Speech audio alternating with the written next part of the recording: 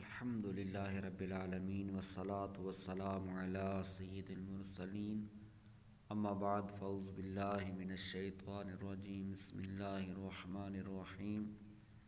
محترم ناظرین اکرام، شعبان المعظم کا مہینہ اپنی رحمتیں لٹا رہا ہے۔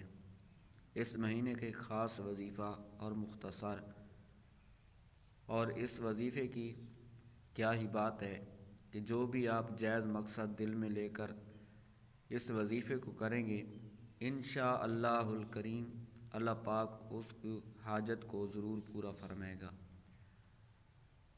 عرض کرتا چلوں کہ توجہ کے ساتھ آپ نے سننا ہے اور اس کو آگے شیئر بھی کرنا ہے، تاکہ آپ کے شیئر کرنے سے کوئی اور مسلمان عمل کر لے گا تو آپ کو بھی ثواب ملے گا۔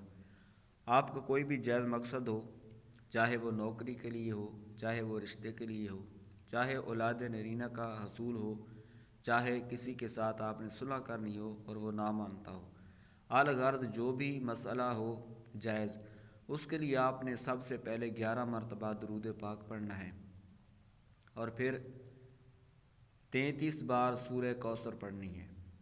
سورہ کوثر 33 مرتبہ اور پہلے 11 مرتبہ درود پاک، پھر 33 مرتبہ سورہ کوثر پڑھ کے پھر آخر میں پھر 11 مرتبہ درود پاک پڑھنا ہے، اور اپنا مقصد جو ہوگا یہ شروع کرنے سے پہلے ذہن میں ضرور رکھنا ہے۔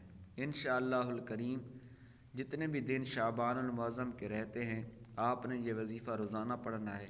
صرف 33 بار سورہ کوثر اور اول آخر 11 مرتبہ درود پاک پڑھنا ہے۔ انشاءاللہ الکریم اللہ تبارک و تعالی ضرور آپ کا وہ جائز مقصد پورا فرمائے گا۔ اس پر ضرور عمل کریں، آگے شیئر کریں اور صدقہ جاریہ کے حقدار بنیں۔ ہمارے چینل کو سبسکرائب کریں، لائک کریں، شیئر کریں۔ اللہ تعالیٰ آپ کے تمام مسائل، تمام پریشانی کو دور فرمائے۔